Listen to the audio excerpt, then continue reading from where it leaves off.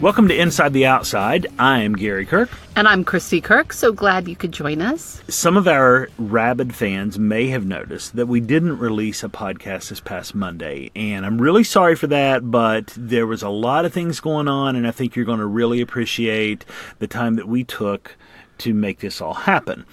Christy and I have been busier than normal, and this past weekend was full of firsts for both of us. So, Christy, tell us a little bit about all the relaxing you got to do over the weekend.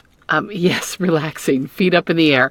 I ran my first half marathon ever in Richmond, Virginia this past weekend. That sounds exciting and exhausting. It was all of those things. It was also really fun, and I'm super excited that I did it, and it's over, and I'm already planning for one in the spring. Another half marathon? Another half in the spring. I actually have smaller runs December, January, and February, and then another half in the spring, of course, with my running buddies. I'm going to have to change your name to Forrest. Maybe that could be your trail name, is Forrest. Very funny. So while Christy was running her ass off, I took the show on the road and did our first on-location recording. I spent the weekend at Morrow Mountain State Park with a group of hammock camping fanatics called the Tar Heel State Hangers.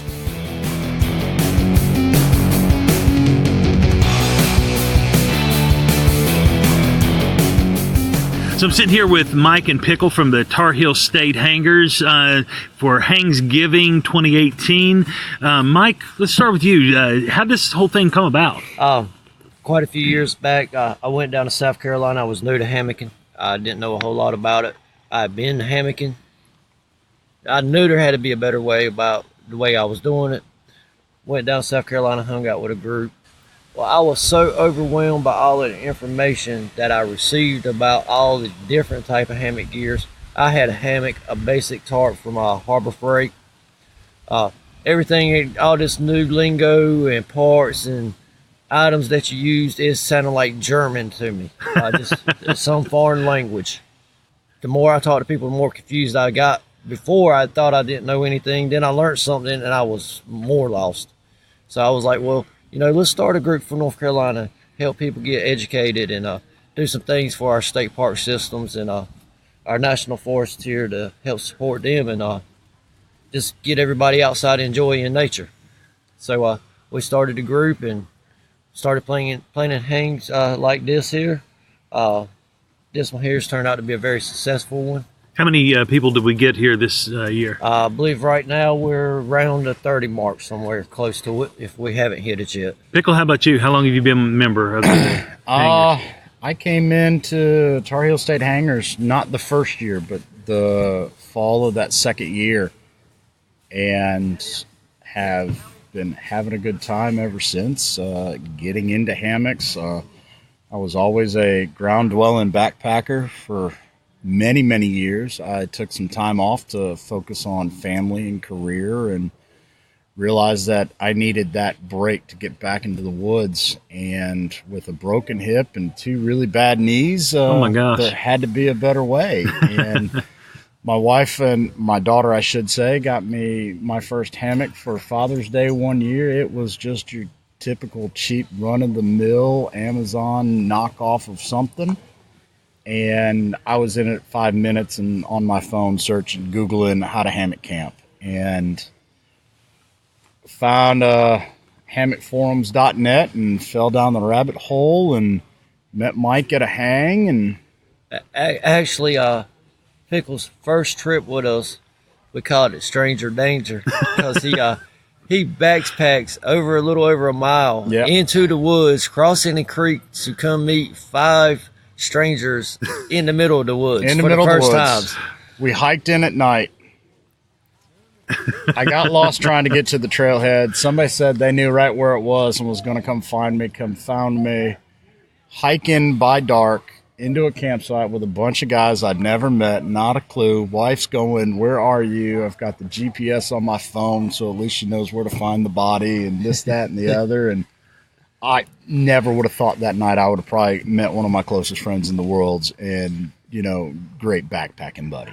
It's sort of the way I felt driving down here. I drove through the rain to go hang out with close to 30 people that I have no idea who they are. The one person that I kind of know, I met on the internet. Everything about this sounds wrong, but it's been an awesome time here. I've done nothing but eat. I know I've gained 10 pounds just in the couple days that I've been here.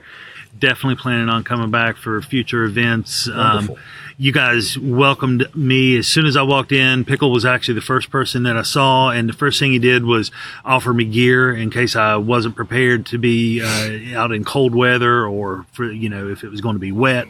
Couldn't ask for any better than that. $10, come hang out with some great people, eat some great food, get some great tips. You get your money's worth. It's the best $10 I've spent in a long time. Yeah. So how can people, if you wanted to get them involved in Tar Heel State Hangers and Hangsgiving, do you guys do any other events? What's a good way to get involved? We do 4 events a year. We usually try to do it one in the winter or Hangsgiving. We do one in February for Valentine's Day type themed. And then we'll do one in May for the springtime and then one towards the end of the summer. Usually around August. That way there's like 2 months in between each hang. And we try to get them set up at state parks so that, like yourself, you drove through the rain, you drove to meet a bunch of people you didn't know. You may not be comfortable in that situation. You may find out that we're not the type of people you want to be in the woods with. And at a state park, it crossed my mind a time or two. Right. I showed up in the dark. You're not hiking, in 5-10 miles to meet these people. And if you're new to camping, new to hammock camping, you've got the safety and luxury of an actual bath house or a shower or some place of civilization. It's very approachable even for the novice. That's one reason we do it at the state parks that have running water and bathhouse. Some people are not going to come camp in the woods for 3 days and not be able to take a shower. We do the car camping so everybody, regardless of the age or health condition, if you can get to this parking lot, we can get you between 2 trees. Yep. I know you've got people from different states. What states do we have covered here? We have North Carolina, South Carolina, Michigan, Ohio, Kentucky, Tennessee, Georgia. That's an amazing turnout.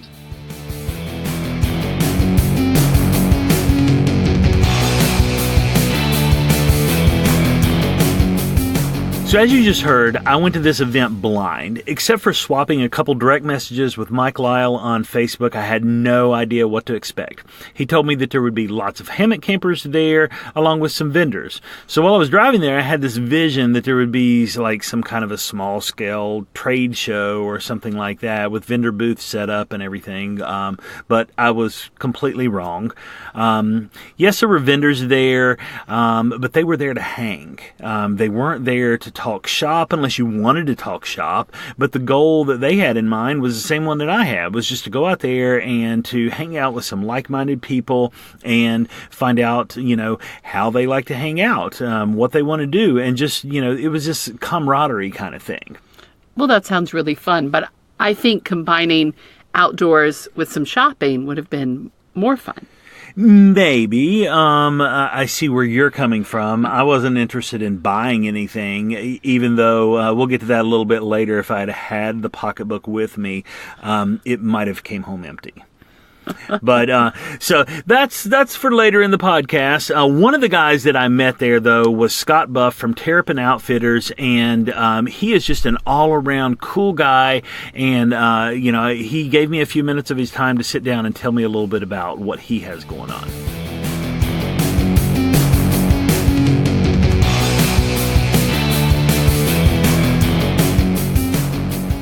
Sitting here with Scott Buff from Terrapin Outfitters. Really appreciate you taking time to sit down and talk to me. Tell me a little bit about what you got going on.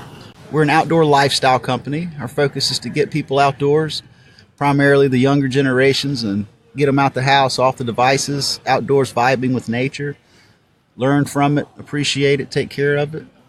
We make a handful of gear now to help you more enjoy the outdoors, and we hope to offer more pretty soon. We're expanding a little bit, and we're fortunate for that. So tell me a little bit about what got you started. I hear there's a story behind this awesome hat you're wearing right now. The Roo. It's I love beanie caps, and I needed a new one day. So I was sitting there. I had taught myself to sew, and I had an old sweater, old scarves. Just took one, made me a new hat, and a rule was born. It stands for reclaimed one-off. No two are the same. Take sweaters that people otherwise wouldn't want, discard, throw away, and we turn them into unique headwear. And we donate 10% of all of our proceeds back to nature causes or our programs to get kids out into nature, either one.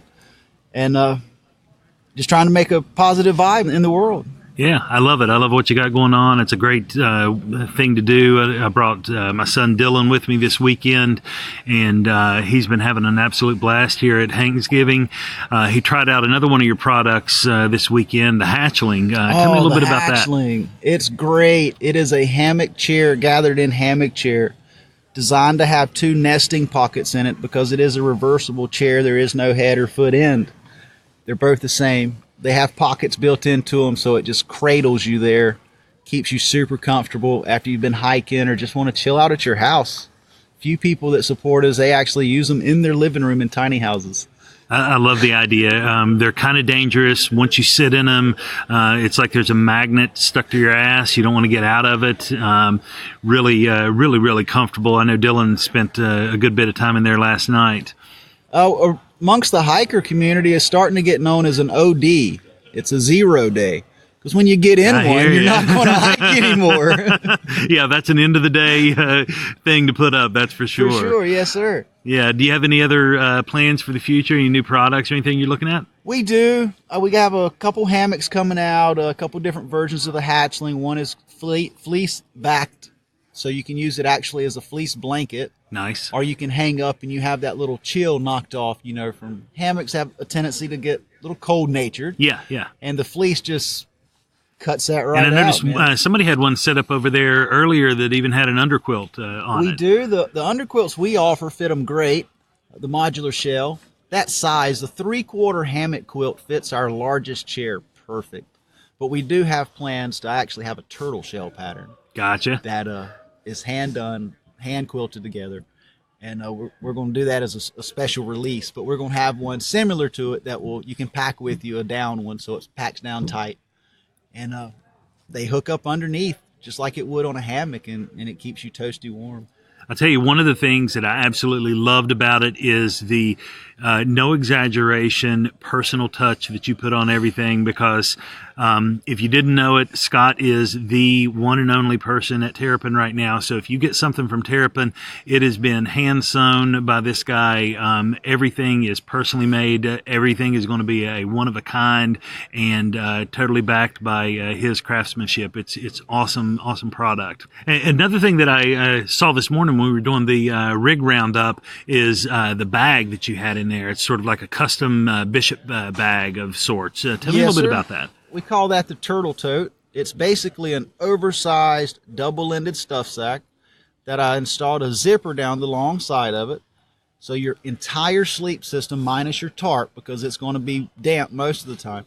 And that we're going to add a shock cord to the outside of it and a little pocket so you can put your tarp in, and it won't be in the bag with your gear. But this was designed so you could put your top quilt in your hammock, leave it there, attach your underquilt to your hammock, leave it there, and the bag comes and sucks all that in. And when you're ready to hang up your entire sleep system minus the tarp, hook the carabiner around the tree, walk it out to the other one, hook around the tree, and you are done.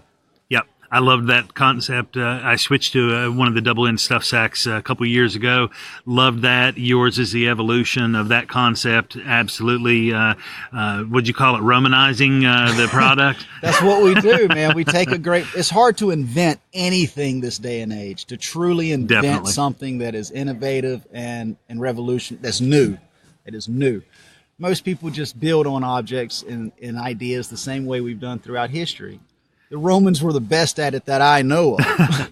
So I call it Romanizing. You take a product and you just make it the best it has potential for. Yeah, I think you definitely did that with the stuff sack. It's something, such a simple item, but you actually found a way to make it better. So. We kind of did it with the Hatchling. Most of them are straight gathered end, and it leaves the middle a little taut, which can cause back issues with the ridge. We built in a nesting pocket that cradles you and relieves all of that pressure, and it just takes it all off your back. I mean, if you can recline it and feel like you're floating in a little nest egg. Well, Scott, I really appreciate you taking time to sit down and talk to me. Hope to see you again out on the trail, man. Anytime, man. My pleasure.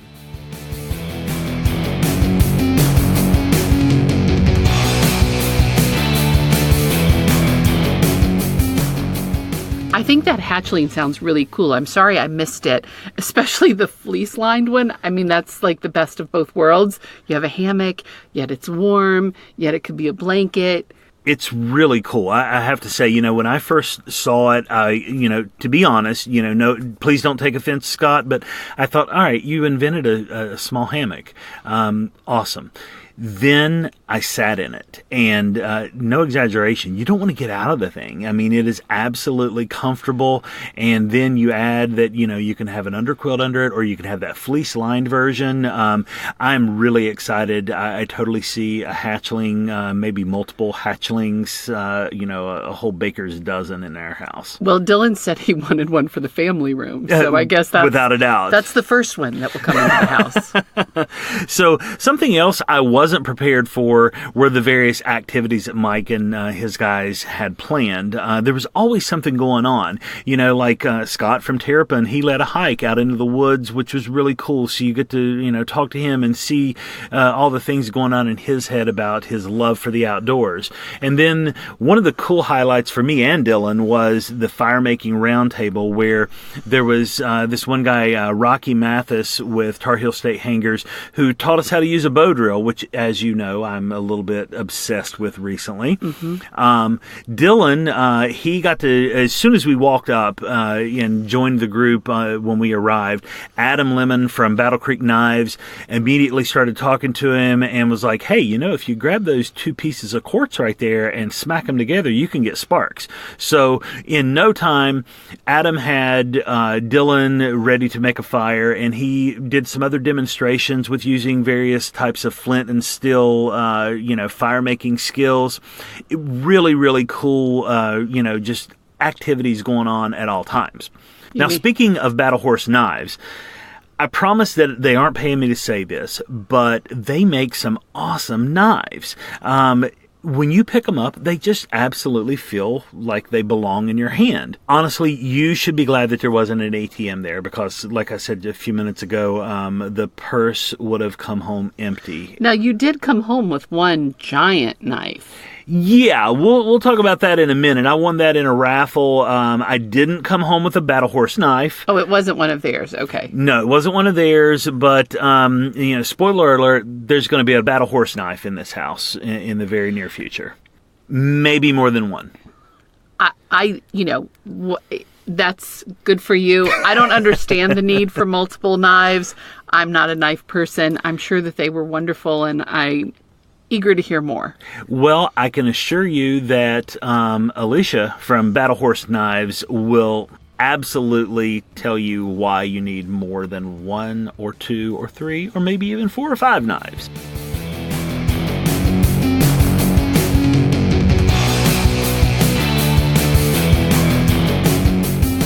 Sitting here with Alicia and Adam from Battle Horse Knives. So, Alicia, tell me a little bit about the company. What got you started making knives? So my dad, out of necessity for a good hunting knife back in the year 2000, started making his own knives that he could take hunting. Saw some friends and family wanted that, so he made them some, and then from there decided to start doing gun shows. He then partnered with his ex-business partner and created a company making knives, and they just kind of took off. When that company split in 2013, my dad and I partnered and created Battle Horse. Very cool. And Adam, so you take care of marketing and things of that nature with the company? Yeah, so Alicia and I work a lot together on the marketing. I'm most of our online presence, work with all of our new customers, our new friends, go out and make new friends, which I love to do. It's how we're here. We got to meet Mike and become part of the Tar Heel State Hangers, even way up in Ohio, and sure, and just kind of expand our online presence. Take care of anybody that's got emails, questions, concerns, answer phones. For somebody that's looking for a knife, Some people may just say a knife's a knife, a blade's a blade. I've picked a few of them up, and metal is really good in all these products, but the handles to me stood out the most of anything. I didn't pick up a single blade over there that didn't just feel like it belonged in my hand. So that's kind of our signature. Is the handle is kind of our signature, and what I mean by my dad couldn't find a good knife. He just couldn't find one that fit good in his hand, that felt good when he was working the different tasks. So the handle is kind of our signature, that it's comfortable in your hands, but yeah, there's a lot more to it. Not having hot spots, being able to work with the knife. We sat around, you guys watched yesterday, I had a knife in my hand 2/3 of the day, clear into the evening, working with it. And I mean, I don't have blisters, I don't have sore hands. Making a working, using tool is a little bit of an art form. And the guys really nail it. So that's, like Alicia said, that's our signatures. We make good, usable products.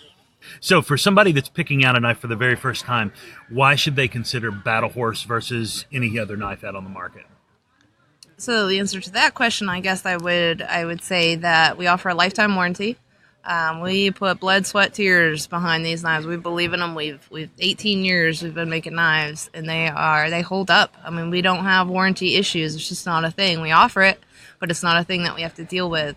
When you buy one of our knives, you don't just buy a knife. You're joining the family. And you asked, what will we suggest and all that. And that always starts with a question for us.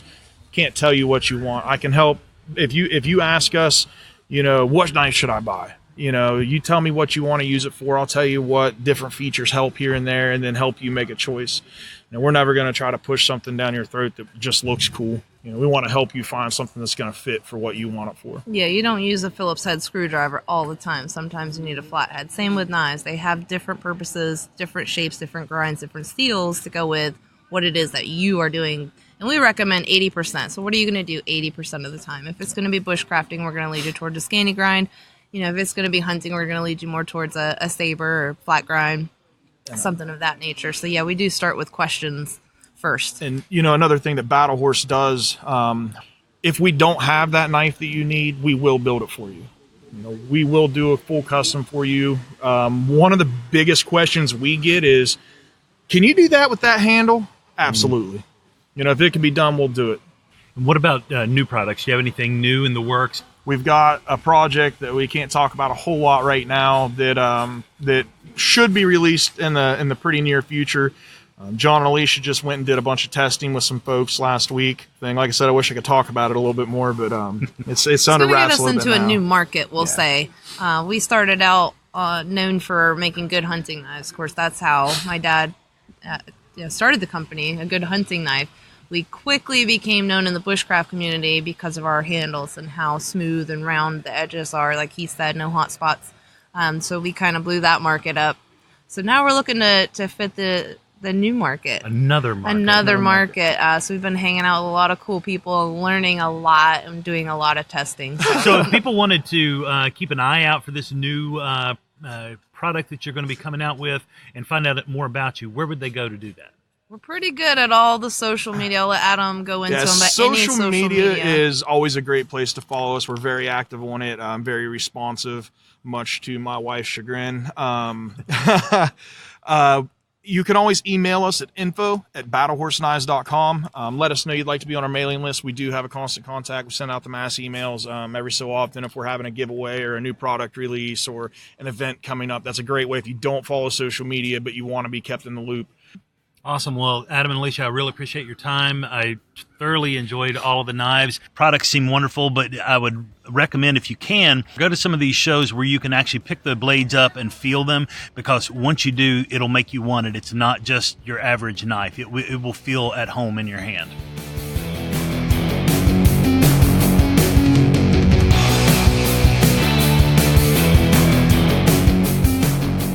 So one of my favorite events from the weekend, other than the constant flow of amazing food, was the Rigabout. We all gathered around and went to each person's campsite and let them tell us about their camping rig. And for those of you that aren't part of the hammock camping community, I'll tell you, we're a cult of sorts. We are more passionate about our gear and our techniques and our styles than any other outdoor group that I'm aware of. Everyone there was excited to invite you into their little home away from home and tell you why they love it. And the funny thing is, no two hangers are the same. So it's very informative. Pickle, which, his real name is Chris Gerken, but, everybody out there has a trail name. And, Pickle was this guy who I met as soon as I arrived. He had a ton of gear, and after a while I found out, he is a writer for gearreview.com, and that's why he has all this gear, and he was more than eager to have people try it out so that he could get feedback from it.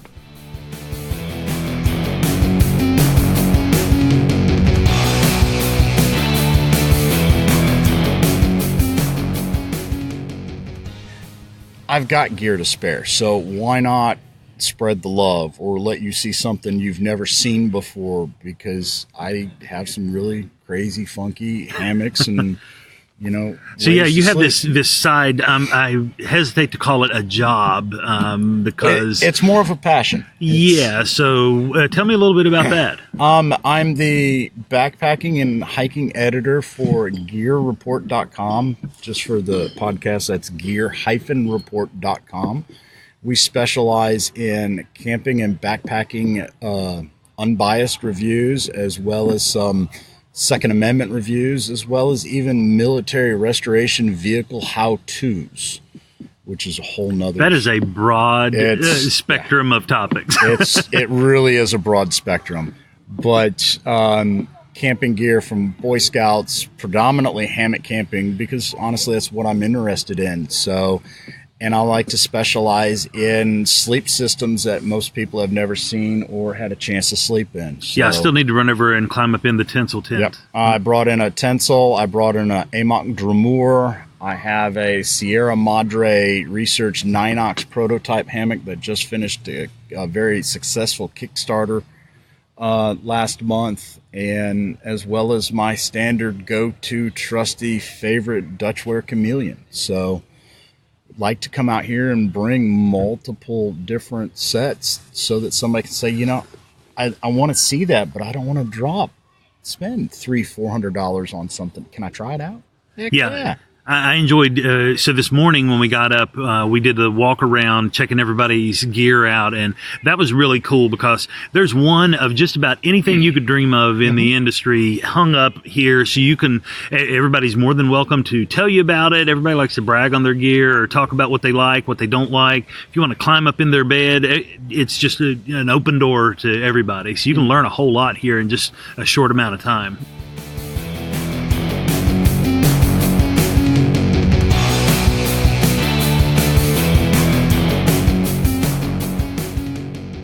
The Tencel tent sounds really cool. And how fun is that to try out all of this gear? I think that's a great part of Hangsgiving, that you get to sample all this gear and get familiar before you decide to go out and buy different things. It really was cool because, while you can go out and get a hammock for, $20 or something, it's not going to be one of your better made hammocks, and it's not going to be as custom as a lot of these things are. And nobody wants to go and drop $200-400 on something that you may or may not love whenever you get it. So to be able to go to one of these events, you get to see these products, you get to lay hands on them, you can climb up in them if you want to, and people that are actually using these things will give you real world feedback about what they like or what they don't like about it. Everybody's, just straightforward, open, and honest. So when it was all said and done, there were nearly 40 people in attendance over the weekend, with Mike and the guys actually raising over $1,600 to donate to the state park system. The majority of that money was generated by a raffle, and Mike has so many of these connections in the industry after having done this for a few years that he was able to generate over $2,500 worth of donation prizes for you to be able to win in these raffles that he had. I was the lucky winner of this handmade kukri knife donated by Sherry and Blake Watson from Etch and Burn. Absolutely one of the coolest knives I've ever owned. I know you were thrilled to be able to see it. Well, the funny thing is that Dylan had looked at the prizes in advance on Facebook and said, "Oh, I want to win the knife." And I had said, "Oh, I hope you win something, but not the knife." And then you guys bring home the knife. Well, Murphy's Law says you are the reason we won that knife then. It is an absolutely cool knife, has these Wedgwood handle on it, just an awesome knife. I'll admit, when I saw it on Facebook, I was like, I want to win that knife. Of all the things on that whole table, that was one of the top things that I wanted to win, and I won it. The other cool thing that I won was this absolutely cool Hangsgiving hammock made by Walhalla Hammocks and Outdoors. It has this custom artwork by the legendary Derek Hansen, author of The Ultimate Hang. It's the Hammock Hanger's Bible. If you haven't seen it and you're interested in hammock camping, you need to get this book. It will tell you everything that you need to know. It's just wonderful. So for me, that was the icing on the cake, to be able to bring home that hammock. It is a one of a kind, this custom artwork by, one of the legends in the industry. I will cherish that hammock, and I can't wait to actually spend a night in it. Yeah, it was really pretty. It was. I know. The artwork on it's lovely. It's, it's a hammock. I know there are all these different specifications, but when you see it, I don't know those things. I just go, wow, it's pretty, and the artwork's beautiful. Yeah, absolutely. So whether you're a ground dweller or a tree dweller, make sure that you just get up, get out, and make some memories. And don't forget to connect with us on all the social media. You can also check out Tar Heel State Hangers on Facebook. Don't let the Tar Heel confuse you. It's open, and they welcome people from all over the country and all over the world. So check us all out on social media, and we'll see you next week.